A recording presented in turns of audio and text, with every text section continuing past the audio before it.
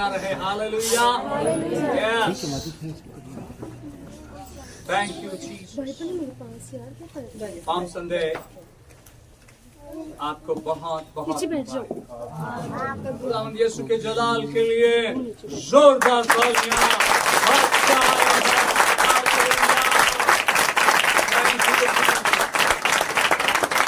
जोरदार तालियां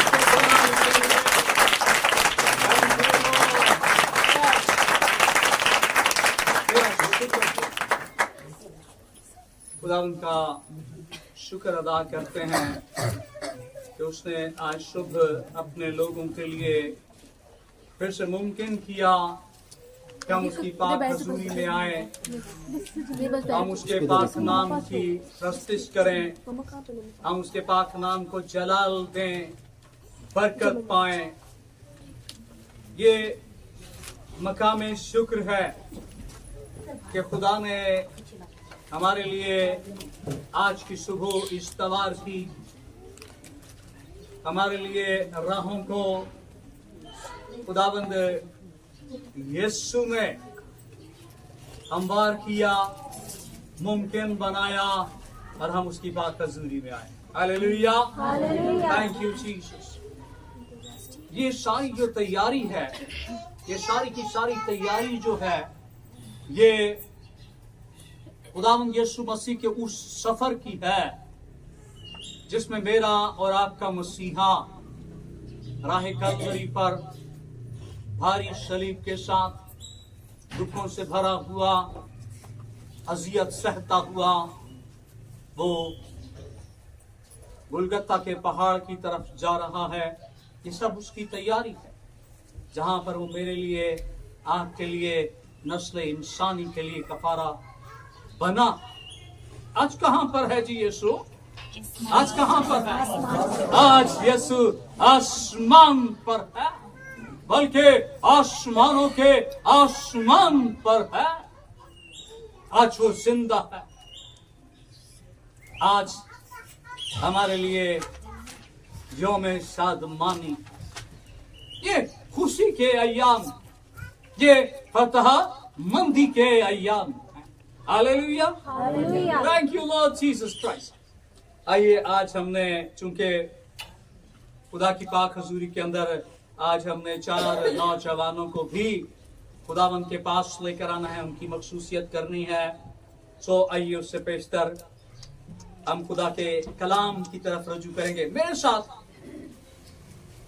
ज़करिया की किताब, उसका 9वां बाब देखेंगे। एक बड़ी खूबसूरत आयत है। मैं चाहता हूं कि आज हम उस पर गौर करें। ज़करिया चैप्टर 9 वर्स 9, 9वें बाब की 9वीं आयत देखेंगे हम। ये बिल्कुल आपको आखिर पे मिलेगा जी, ठीक है। बाइबल मुकद्दस की पुराने अहदामे में आखिरी किताब मलाकी से पहले है ज़करिया। मिल गया जी सबको। मैं आपके सामने पढ़ने वाला हूं, बड़े ध्यान से सुनिएगा। कलाम खुदा के अंदर लिखा है, ए बिन्नत सयून। बिन्नत किसको कहते हैं जी? किसको कहते हैं जी? कलीसिया, शाबाश, बेटी को। God bless. ए बिन्नत सयून, तू नहायत शादमान हो। कितनी शादमान हो? नहायत शादमान हो। ए दुख्तरे यरूशलेम, खूब ललकार। कितनी ललकार? खूब ललकार। और क्योंकि वजह है, क्योंकि देख तेरा बादशाह किसके पास आता है? तेरे पास आता है। वो क्या है? वो सादक है और नजात उसके हाथ में है। वो हलीम है और गधे पर, बल्कि जवान गधे पर सवार है। पाक कलाम के पढ़े और सुने जाने पर खुदा की बरकत हो। सब कहे आमीन, आमीन। कलाम खुदा के अंदर यहाँ हमने जब ये पेशन गोई है, ये पुराने अहदनामे की वो पेशन गोई है जिसके ऐन मुताबिक मेरा और आपका मसीहा यरूशलेम में फातिहाना तौर पर दाखिल होने को है। वो सवारी का इंतखाब, किस सवारी का इंतखाब किया जी? गधे का इंतखाब किया है। वो गधे पर सवार है। और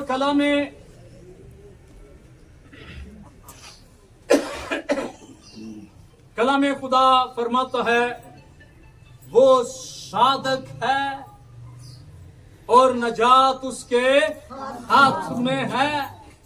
वो नजात देने के लिए वो सच्चा खुदा, वो सादिक खुदा, वो नजात देने के लिए आया है।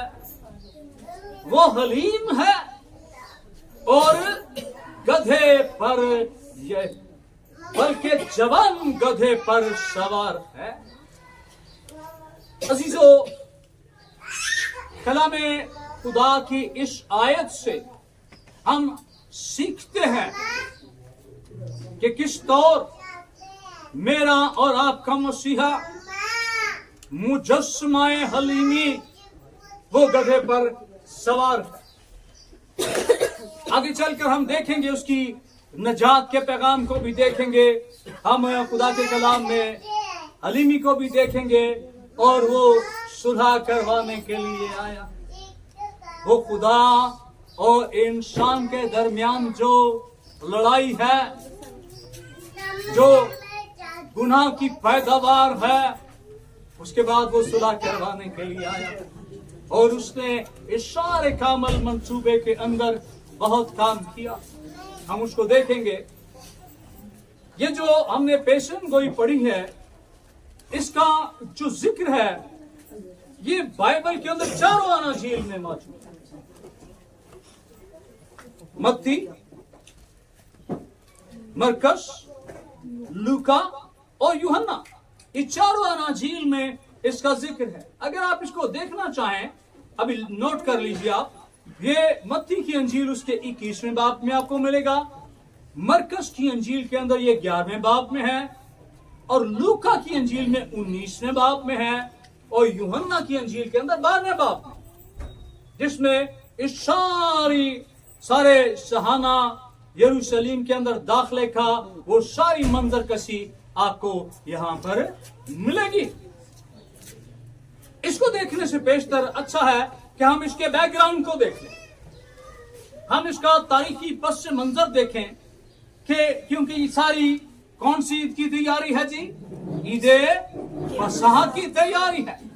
सो ईद फसह के लिए हमें सबसे पहले देखना है कि हुक्म इलाही ईद फसह से मुतालिक क्या कहता है और ईद फसह कौम क्यों मनाती है। सो इस लिहाज से ये आइए इसको देखते हैं।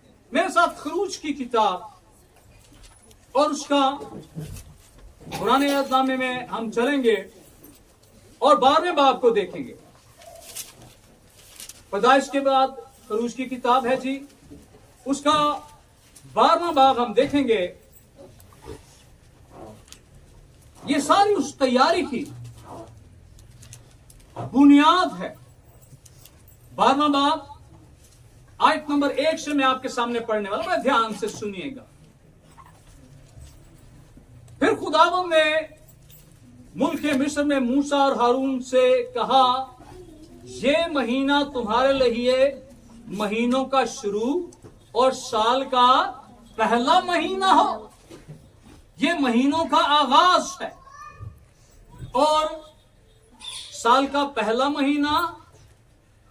और बस इस्राएलियों की सारी जमात से ये कह दो कि इस महीने के 10वें दिन हर शख्स अपने आबाई खानदान के मुताबिक घर पीछे एक बर्रा ले। अब यहां पर कलाम खुदा में महीनों का शुरू, साल का पहला महीना, उसकी कौन सी तारीख है जी? 10वीं तारीख। हर घराना जो है वो एक एक बर्रा ले। आयत नंबर 4, और अगर किसी घराने में बर्रा के खाने के लिए आदमी कम हो तो वो और उसका हमसाया जो उसके घर के बराबर रहता हो, दोनों मिलकर नफरी के शुमार के मुआफिक एक बर्रा रख लें। तुम में हर एक आदमी खाने की मिकदार के मुताबिक बर्रा का हिसाब लगाना। कई दफा खानदानों के अंदर कम लोग हैं तो अच्छा है कि हम पड़ोसियों को भी इसमें शामिल कर लें, लेकिन एक खानदान के पीछे एक बर्रा पहले महीने की कौन सी तारीख है जी? 10वीं तारीख। बड़े ध्यान से सुनिए, 5वीं आयत, तुम्हारा बर्रा बेऐब यकशाला नर हो और ऐसा बच्चा या भेड़ों में से चुन कर लेना या बकरियों में से, और तुम उसे इस महीने की 14वीं तारीख तक रख छोड़ना, और इस्राएलियों के कबीलों की सारी जमात शाम को उसे ज़िबा करे। ये वो आगाज है। अब पहला महीना 10वीं तारीख, कितने दिन तक उसको रखना जी? 4 दिन तक उसकी निगहदाश्त करनी, और उस बर्रे की या बकरियों में से लिया गया जो बच्चा है उसकी जो खुसूसियात यहां पर बयान की गई हैं कि वो यकशाला नर हो और बेऐब हो। वो खास निगहदाश्त करने के बाद वो खुदा के पास लाया जाए और 4 दिन उसे अपने पास रखना, उसकी निगहदाश्त करना और फिर उसे खुदा की हजूरी में चढ़ाना। ये इसका अगर हो और ज्यादा अगर हम इसके गहराई में चले जाएं, क्योंकि अब वक्त आ गया है कि कौम बनी इस्राइल जो है वो मुल्क मिस्र से निकले और आजादी की तरफ अपना सफर बढ़ाए। कलाम खुदा जो है ये इस सिलसिले में हमारी रहनुमाई करता है कि ये जो बर्रा है ये क्यों लोग तैयार करते थे। अब हम बात कर रहे थे कि जो बर्रा जो बादशाह है, इसका नाम क्या है जी? क्या नाम है उसका? यीशु नाम है उसका। वो जब सहाना तौर पर बनी इस्राएल की सारी जमात के साथ मिलकर वो यरूशलेम के अंदर दाखिल होता है, लोग नारे मारते हैं, लोग खुशी का इजहार करते हैं, लोग अपने कपड़े बिछाते हैं। कलाम खुदा के अंदर जिस तौर से आगाज में हमने एक हवाला पढ़ा बेची ने कि हम सीख लेते हैं यहां पर खुदावंद यीशु मसीह ने कौन से जानवर का इंतखाब किया? गधे का इंतखाब किया। खुदावंद यीशु ने ना हाथी का इस्तेमाल किया, ना ऊंट का चुनाव किया, ना घोड़े का चुनाव किया। खुदावंद यीशु ने एक धुतकारा हुआ जानवर जिसे गधा कहते हैं। और जब हम उस हवाले को अगर देखें तो खुदा के कलाम के अंदर लिखा है कि जब तुम जाओ और उस गधी के बच्चे को खोलो तो लोग पूछे ये क्या करते हो, तो कहना इसको जरूरत है, इसकी खुदावंद को इस गधे की जरूरत है। खुदावंद यीशु मसीह ने हलीमी की ये इंतहा है। गधे पर सवारी जो है ये उसके हलीम बादशाह होने की दलील है। वो चाहता, खुदा के कलाम के मुताबिक अगर वो चाहता तो वो और दूसरे किसी शाही जानवर का इंतखाब भी कर सकता था, लेकिन उसने गधे का इंतखाब किया है। कलाम खुदा के अंदर वो इतना बाख्तियार है। कलाम खुदा के अंदर लिखा है कि जब बागे गतसमनी में ध्यान दीजिएगा कि जब बागे गतसमनी के अंदर खुदावंद यीशु मसीह को पकड़ने के लिए आए, यहूदा का युवती की मैयत के अंदर जब उसको लेने के लिए आए तो खुदा का कलाम बताता है कि पतरस ने अपनी तलवार खींची है और एक नौकर का कान उड़ा दिया।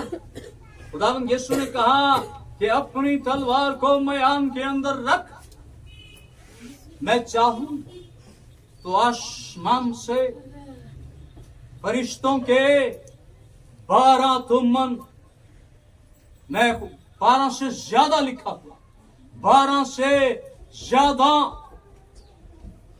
तुमन जो है वो मदद के लिए आ सकते।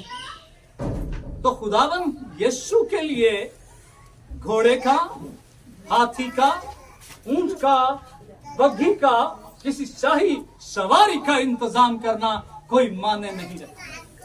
ये सिर्फ और सिर्फ खुदावंद यीशु हमें सिखाने के लिए कि वो कैसा हलीम है। गधे को खोलने के लिए खुदावंद यीशु ने कितने शागिर्दों को भेजा? 2 शागिर्दों को भेजा।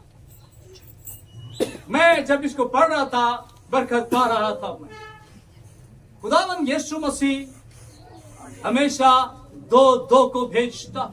बेटा बैठ जाओ, बेटा बैठ जाओ। 2-2 को भेजता है। और खुदावंद यीशु ने खुद, खुदावंद यीशु उस गधे को खोलने के लिए नहीं गया।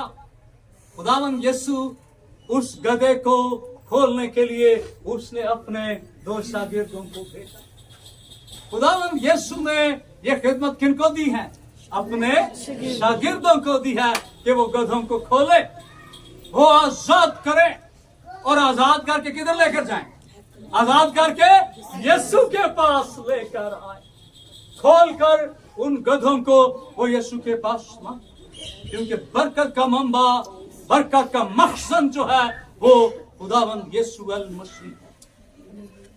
और फिर खुदावंद यीशु उन गधों को, उन निकम्मों को, उन हकीरों को, उन बेवजूदों को, उन बेवकूफों को फिर खुदावंद यीशु मकाम बख्श दे।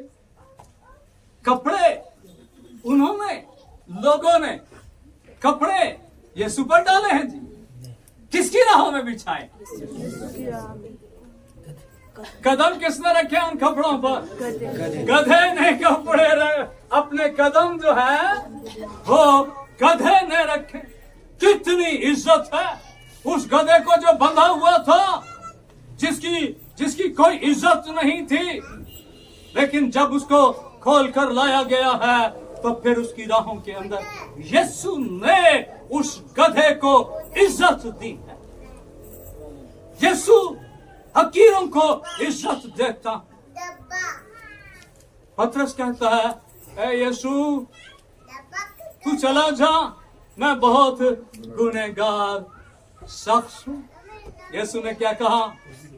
यीशु ने कहा, पतरस, ये उसकी शान है। यीशु ने कहा, पतरस पहले तू मछलियां पकड़ता था, अब तू इंसान पकड़ा कर। अब से आगे तू आदमगीर बन जाए। खुदावंद यीशु हकीरों को बुलंद कर देता, मकाम दे देता। Hallelujah, thank you Jesus. कलाम खुदा के अंदर गधा जो है खुदावंद यीशु मसीह की सवारी इस बात का इजहार है कि खुदावंद यीशु हलीम है। आइए एक हवाला देखते हैं मेरे साथ। Thank you Jesus. यशाया का सहीफा देखिए, एक हवाला बड़ा खूबसूरत है। मैं चाहता हूं हम इसको देखें। यशाया 53 बाब मेरे साथ देखिए। हालेलुया। मेरा और आपका मसीहा हलीमी का फैखर है, वो हलीम बादशाह। मिल गया जी। आयत नंबर 7 देखेंगे हम। बड़े ध्यान से खुदा का कलाम सुनिए। कलाम खुदा के अंदर लिखा है, वो सताया गया तो भी उसने बर्दाश्त की और मुंह न खोला। जिस तरह बर्रा जिसे ज़बह करने को ले जाते हैं, और जिस तरह भेड़ अपने बाल कुतरने वालों के सामने बेजुबान है, इसी तरह वो खामोश रहा। कलाम खुदा कि इस हवाले से हम सीख सकते हैं कि वो सताया गया है, लेकिन उसने मुंह नहीं खोला। सानू को एक कह दे तो फिर क्या के जावे किथे, क्यों भैन मुमताज है ना, जान देने असी सवाल ही पैदा नहीं होता। असा जब तक अगो दो चार करनिया नहीं है ना, ठंड नहीं पैनी, कहते सुकून ही नहीं आना। हाँ, लेकिन हम जिसकी पैरवी करते हैं वो इससे यकसर मुख्तलिफ है, वो इससे बिल्कुल मुख्तलिफ है। कलाम खुदा फरमाता है, शागिर्द कहते हैं उस्ताद सानू हुक्म का आसमान से आ गए और इन्हें खा जाए। यीशु ने कहा तुम इस रूह के नहीं हो, तुम सुलह के लिए बुलाए गए हो, तुम बरकत के लिए बुलाए गए हो, तुम मेल मिलाप करने के लिए बुलाए गए हो। वो सताया गया तो भी उसने मुंह नहीं खोला। खुदा यीशु मसीह अज़ियत के इस सारे सफर के दौरान खुदावंद यीशु सहता रहा, आगे बढ़ता रहा, सहता रहा, आगे बढ़ता रहा, और फिर उसने अपने सफर को मुकम्मल खामोश रहा। मत्ती की इंजील 11वां बाब मेरे साथ देखिए। मैं चाहता हूं कि हम इसको सीख लें। 3 बातें हैं हलीमी, निजात और सुलह के ताल्लुक से। मत्ती की इंजील कलाम खुदा के अंदर 11वां बाब देखिए। Thank you Jesus. मिल गया जी सबको? आयत नंबर 29 देखिए। जी साजिद बेटा क्या लिखा है बुलंद आवाज से?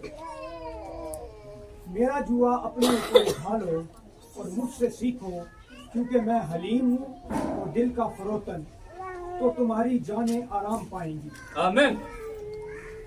खुदावंद यीशु मसीह अपने पास बुलाता है वो जो सताया गया है तो भी वो खामोशी इख्तियार करता है, बोलता नहीं है।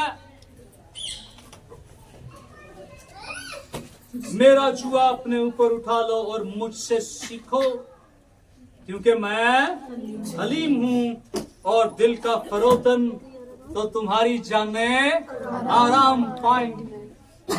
मेरा और आपका मसीहा वो सिर्फ कहता ही नहीं है, वो अपने आप को हलीम दिखाता अमलन, अमली तौर पर भी। सलीब पर डाकू है, चिल्ला रहा है, तड़प रहा है, वावेला कर रहा है, शिकवा कर रहा है, लेकिन मेरा और आपका मसीहा यहाँ पर भी सलीब पर भी बरकत दे रहा है। सलीब पर भी वो लोगों को आसमान की बादशाही में ले जा रहा है। सलीब पर भी वो लोगों को मुआफ कर रहा है।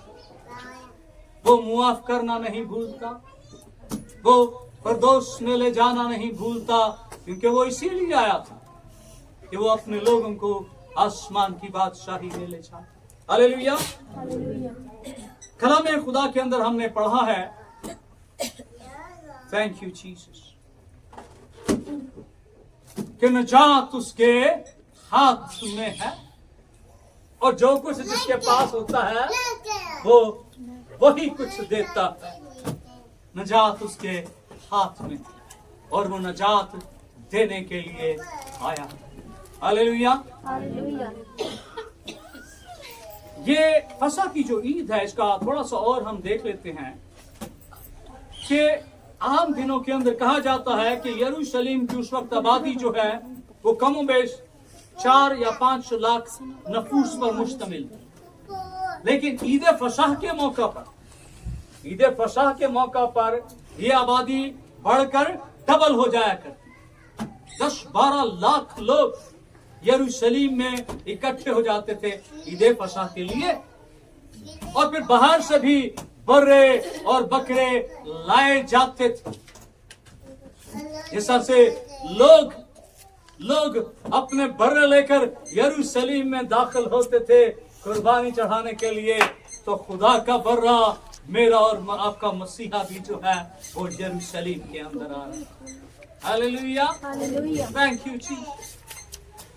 यूहन्ना की अंजील मेरे साथ देखिए, उसका पहला बाब, बहुत खूबसूरत आयत है। मैं चाहता हूं कि उसको हम जरूर देखें। आयत नंबर 29 देखिए जी। यहां पर यूहन्ना खुदावंद यीशु को हमसे मुखारिफ करवाता, एक दफा नहीं 2 दफा। वो कलाम खुदा के अंदर हम इसको देखेंगे। यूहन्ना की अंजील उसका पहला बाब आयत नंबर 29 मिल गया जी सबको। कलाम खुदा के अंदर लिखा है, दूसरे दिन उसने यीशु को अपनी तरफ आते देखकर कहा, देखो ये खुदा का बर्रा है जो दुनिया का गुनाह उठा ले जाता है। हालेलुया। कलाम खुदा के अंदर जिस तरह से हमने फरूज की किताब उसमें 12वें बाब पे देखा कि कहा गया है कि एक बर्रा कितने खानदानों के लिए थी? एक खानदान के लिए, यानी कि एक बर्रा एक घराने के लिए। लेकिन जिस बर्रे को यूहन्ना दिखा रहा है वो किसके लिए है? सारे जहान के लिए है। वो सारे जहान के लिए है। मेरा शायद को देखते हैं, देखो ये खुदा का बर्रा, ये दुनिया का बर्रा नहीं है। दुनिया के अंदर जो यक्षशाला बर्रा लिया गया है वो बेऐब है, वो नर है। लेकिन वो एक घराने के लिए। और ये जो बर्रा है, क्योंकि वो लोगों का बर्रा है, ये किसका बर्रा है? ये खुदा का बर्रा है जो जहान का गुनाह उठा लिए जाता है। वो सारे जहान का गुनाह उठाने के लिए आया, क्योंकि ये खुदा का बर्रा है और ये बेऐब बर्रा है। कलाम खुदा के अंदर लिखा है, थैंक यू जीसस, खुदावंद यीशु मसीह पर कोई गुनाह साबित नहीं कर सकता। यहूदियों ने बड़ी कोशिश की, फरीसियों ने बड़ी कोशिश की, झूठे गवाह लाए गए, लेकिन कोई भी उस पर गुनाह साबित नहीं कर सका। मेरा और आपका मसीहा बेऐब बर्रा, वो खुदा का बर्रा जो जहान का गुनाह उठा लिया। हालेलुया। सुलह कराने के लिए आया। आमतौर पर ये तारीखी बात है कि जब गधे पर सवारी की जाती थी, जंग के लिए हाथी, जंग के लिए ऊंट, जंग के लिए घोड़ा, लेकिन सुलह के लिए गधे पर सवार होकर आते।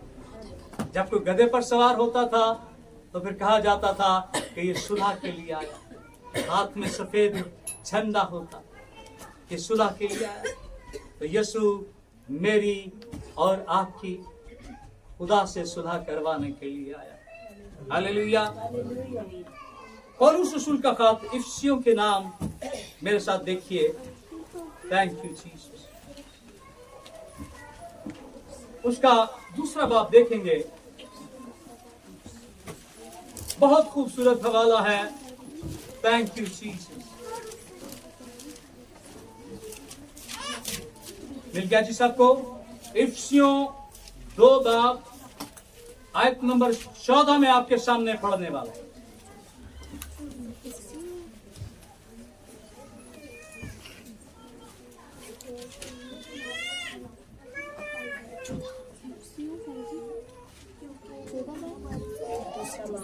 मिल गया जी सबको?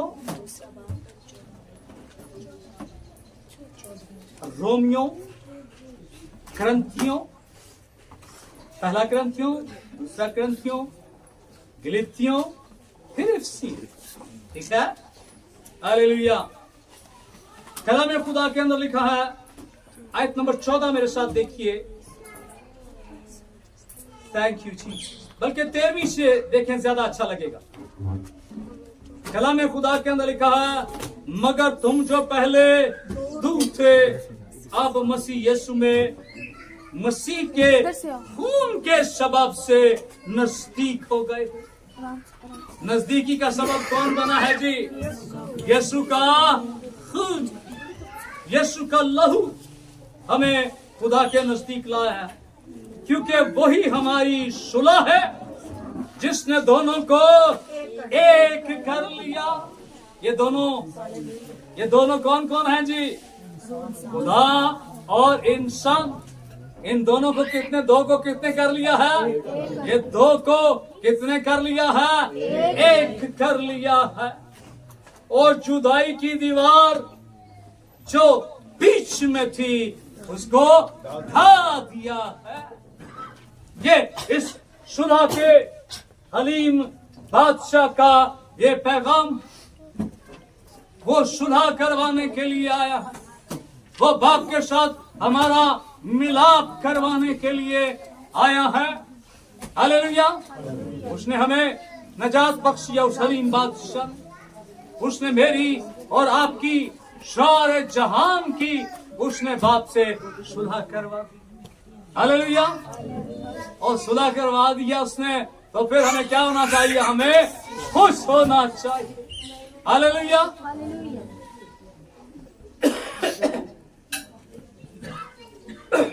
जब खुदावंद यीशु मसीह, बड़े ध्यान से सुनिए, हम आखिरी हिस्सा में हैं। जब खुदावंद यीशु मसीह यरूशलेम के अंदर दाखिल हो रहा है तो एक भीड़ है जो अपने कपड़े राहों में बिछाते हैं, डालियां तोड़ते हैं, होशाना, मुबारक है वो जो खुदावंद के नाम से आता है।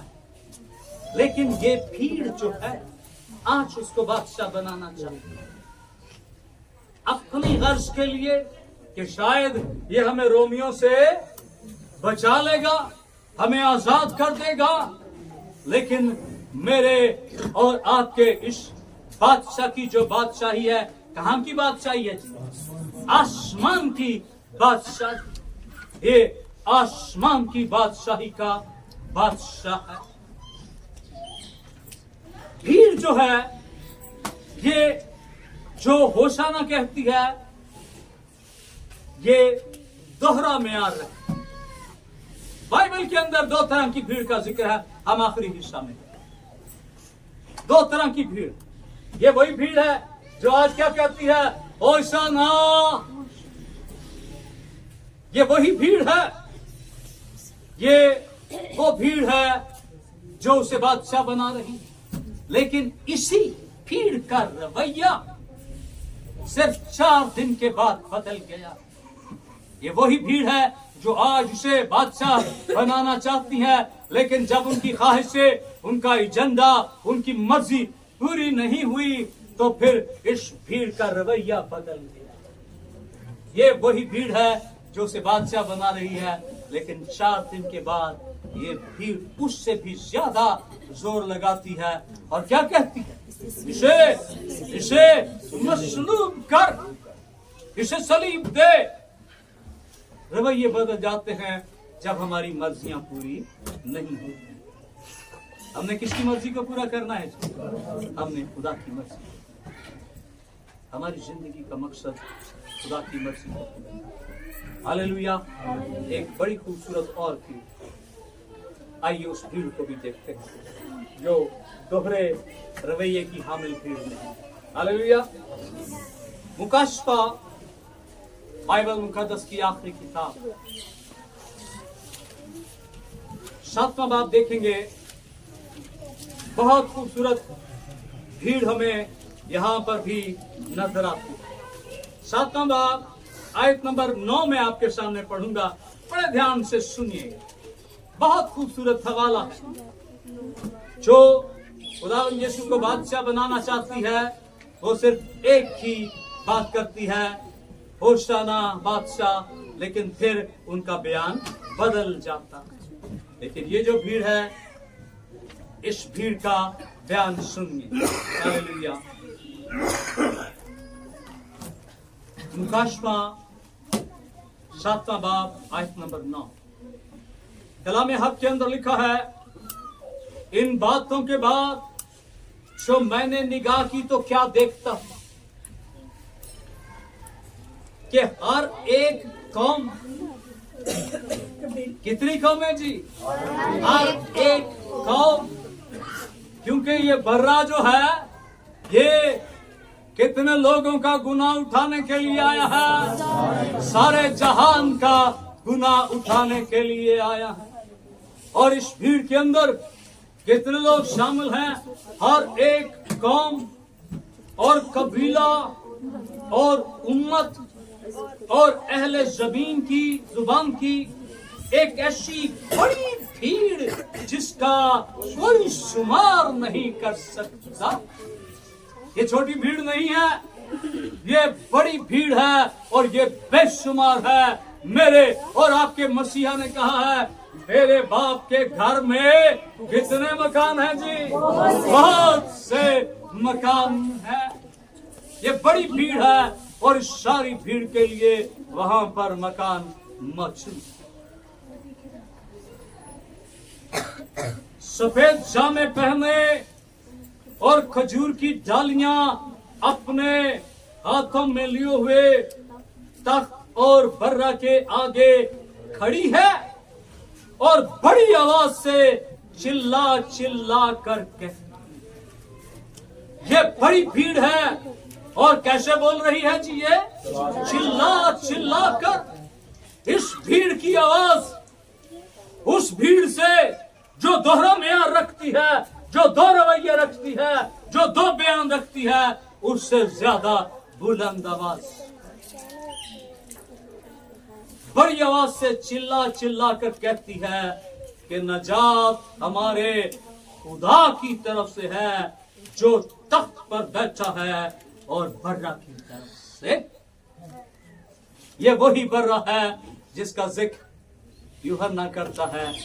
आज वो बर्रा कहां पर है? आज वो तख्त पर, आज वो तख्त नशीन है।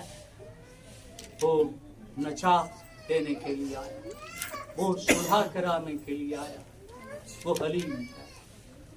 ऐ बिन्नते सयून, ऐ दुख्तरे यरूशलेम,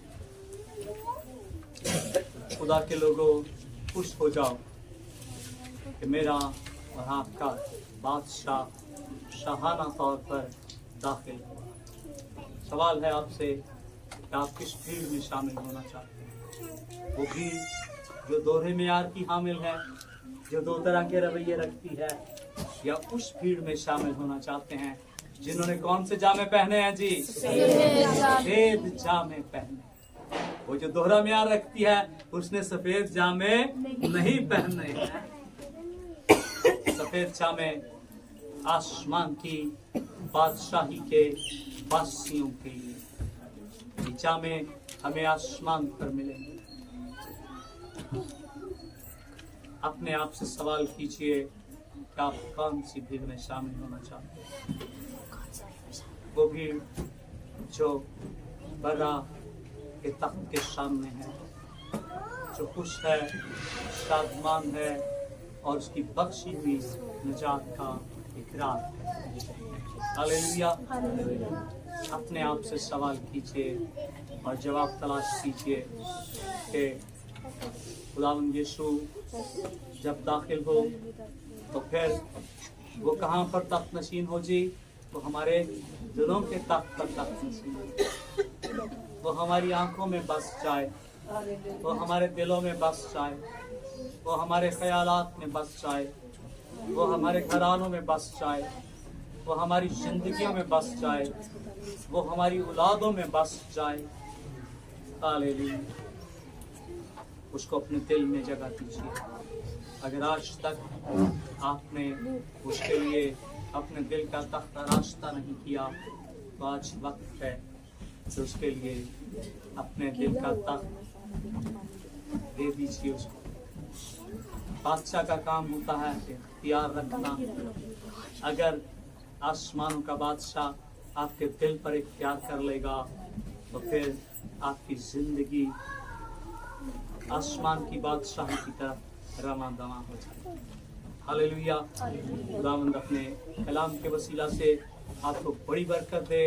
खुदावंद यीशु आज के दिन की सारी बरकत आपको आपके घरानों को बख्शे। आइए अपनी आंखों को बंद करते हैं।